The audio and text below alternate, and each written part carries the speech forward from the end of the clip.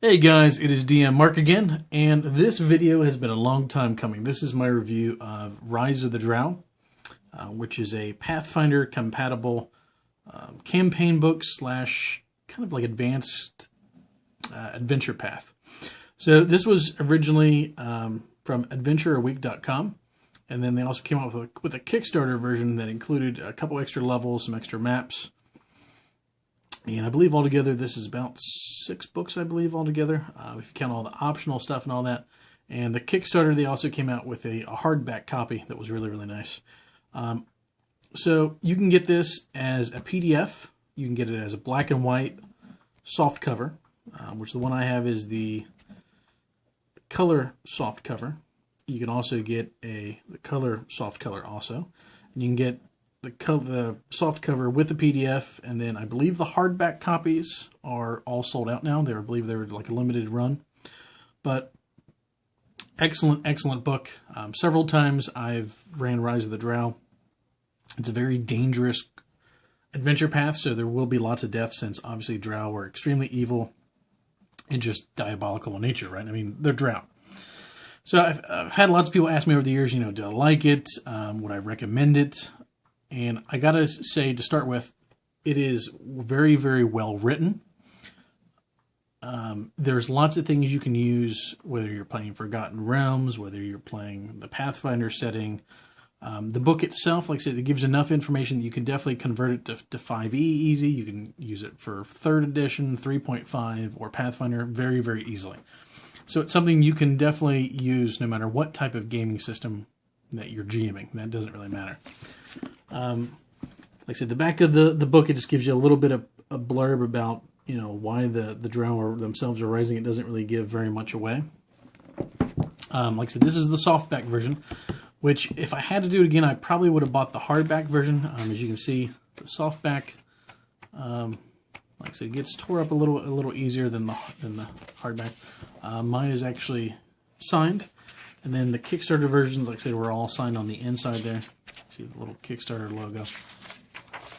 But like I said, very, very nice book. It does have a foreword by Ed Greenwood and Jonathan and Stephen, a couple of the other authors. Read a bunch of information on the inside. And then as far as table contents, I know people always want to see that. It does a really, really good job of breaking down parts of your quest into more manageable sections. And what I mean by that, say, what's the easiest way to say that? Say like this part for Kelgar Keep. You can easily run 1 or 2 of these in one session, depending on how long of a session. So if you're doing like a 3-hour session, you can definitely run 1. A 5-hour session, maybe a 6-hour, you can definitely run 2, and then it breaks down the individual maps. So depending on how long of a session you want to run, like I said, it's definitely divided up nicely so that you don't have to worry about cramming everything into a game session or anything like that. As you may have seen in the past, I've done some of the 3D terrain for Rise of the Drow. My campaign I ran, I used some of the information from the book, and then I modified my campaign a little bit to fit in with my home game. So, like I said, it's definitely very, very flexible, which I love. Let's go ahead and I want to show you guys some of the content. One thing that is really, really well done in this book, which Pathfinder and Paizo do this a little bit. Most of the 5e modules that I've seen, they don't really do it very much yet that I've seen. But they actually have, for this particular encounter, different types of skill checks and how those are going to interact. So for this one, they're exploring a chamber and they're speaking with an incorporeal guardian. So if they run a knowledge history, they're going to learn the amount of infrastructure work here, similar to what could be completed when the foundation of a great city was laid.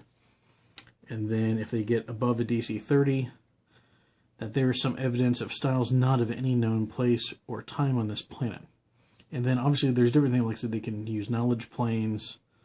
If they use listener perception, all the sound is drawn away from the listener towards the central shaft. That even with all sound entering the central shaft, the middle of the room is silent as could be. So I really, really like this. Obviously not every player is going to have knowledge local. Not every player is going to have to use magic device. So every player is going to be able to uncover some information, which I think this is ridiculously awesome. As far as an idea, I wish more writers would throw stuff like this into the work. And they also have a couple traps and a couple other encounters where there's similar tables as well, which are just well thought out. So kudos to the guys who wrote that and thought that up. One of the other things I want to show you guys was where it talks about a certain underground city where these dwarves live in the Underdark. And it really goes into a lot of detail about different types of mercantile, different types of marketplace things they can buy and sell and find. So especially if you have players where, like if you have a dwarf player, like I said, they might want to see about getting their beard trimmed, braided, shampoo, like rings where they put like the little metal rings, platinum rings inside of the actual beard itself. It shows about different types of meals, like different types of ale and that they might find. Even gives a dwarven recipe. So if the players ask or like do like a perception check, they might even be able to figure out exactly what's in the recipe.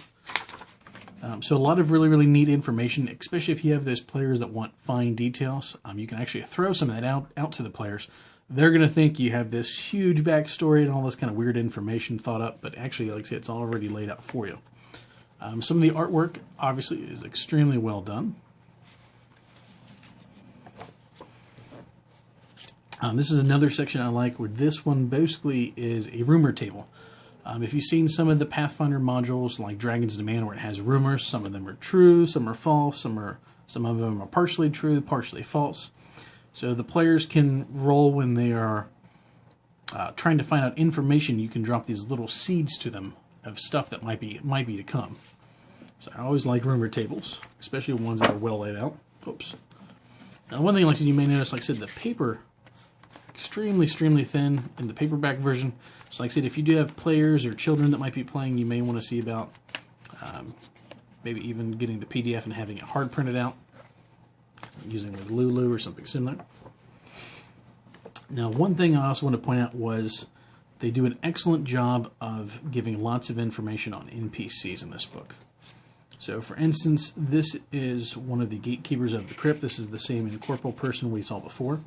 It gives a lot of the background information on the individual.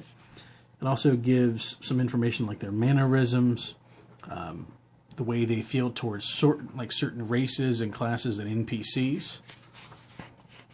And like I said, it gives the same over some other NPCs as well, and even some that aren't necessarily Drow related.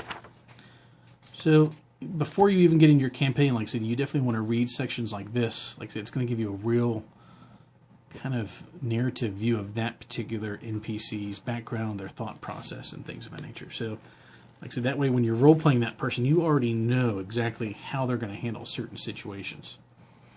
Now, on this particular encounter, this is one I was telling you guys before about. It tells about a spider rope bridge, so something unique to the Drow and the way they design things. So this particular bridge is kind of like a trap encounter type thing. So you have different types of rolls. You have, like I said, a percentage dice of what's going to happen when they try to cross. And then you have failed reflex save, effects of the PC on the bridge, and then effects on a PC who are like on the bridge and then basically fail. So just choose one randomly here. The PC must race across the bridge in 1d4 rounds or the entire bridge collapse into the sea, or rips loose from only one side, 50% chance, and dumps any PCs who can't hold into the sea while the planks of the bridge are suspended vertically. So, if this happened, so you also have PCs who have not yet crossed. The remaining PCs must race across the bridge in the 1d4 plus rounds, or the bridge collapses into the sea, blah, blah, blah, blah, blah. And anyone who can't hold on to it after it starts to fall is a reflex DC 28, wind up in the sea. So there's different effects, like I said, depending on the outcome. So you might have where just one person, goes across at a time. You might have where the whole party tries to go across at a time. So you have this really nice table. Instead of just kind of DMing something on the fly, like I said, a couple dice rolls, the PCs tell you what they're going to do. Bam, the encounter's done. And another thing they do really well, sometimes you'll have these little boxes about different magical items or different types of traps. They set these apart really well in black and white, so that obviously they don't just blend all in the box text. So the layout is extremely well. And then you have a couple, I know it's a pretty nice artwork there, but you also have some nice kind of like a flow chart as to what the PC's expected action might be, what the enemy's actions will be, and then depending on what the party does, that could change like the main enemies or like the optional enemies, what they're basically going to do. So you also breaks it down by rounds. So on certain rounds, like I said, if the fight continues on the 4th round, basically this particular person is going to do X, Y, Z, and then another enemy is going to do this. For instance, like I said, if the party continues to fight here, like I said, it's going to change. Like I said, this is going to continue on down. So depending on what the party does, like I said, you already have a really, really nice flow path, or flow chart, if you will, as to what is going to happen during the combat. So like I said, it's something optional. It's not something you have to use, but it kind of takes some of the guesswork out of GMing. So you have this idea of an encounter. You can go ahead and plan that out ahead of time. That way you have an idea of what exactly is going to happen. Oh, there we go. Now the other thing it does do, it does offer all the box text for, like for instance, this one here is a Drow Raider, Drow Travelers, Skirmishers. Let's see here. Dwarven Cleric, Badger Animal Companions. So, like I said, if you do get the PDF, or if you get like the book with the PDF, the really nice thing is you can print these out. That way you're not flipping through a book or flipping through your notes. Now, the main antagonist of this book is a Drow house. They do also go into a lot of details on this particular house, some of the different Drow. They do basically the same thing. They give you all the stats for the individual members.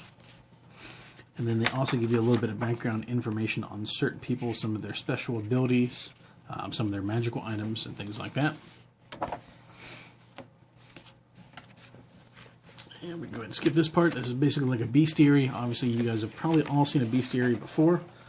So overall, like I said, the book is really, really, really nicely laid out. One thing I did find hilarious when I got to the end of the book, there is a Jeff Warren State Farm Insurance Agency. So I don't know who Jeff Warren is. But if you know him, make sure you give him a big thumbs up. I've never seen an insurance agent advertise in the back of a role-playing game book before. So if you guys know this guy, or if you need an insurance agent, and you're in Washington State, you might want to check this guy out, because he has to be just ridiculously awesome cool, right? But yeah, like I said, that is the Rise of the Drow campaign book. An excellent value. Like I said, you can get the PDF for $29.99. You can get it from adventureweek.com. I know they also sell it on paizo.com, and I believe DriveThruRPG. So like I said, you can pick it up anywhere from $29.99 to a PDF, all the way up to about $99.99 for a hardback.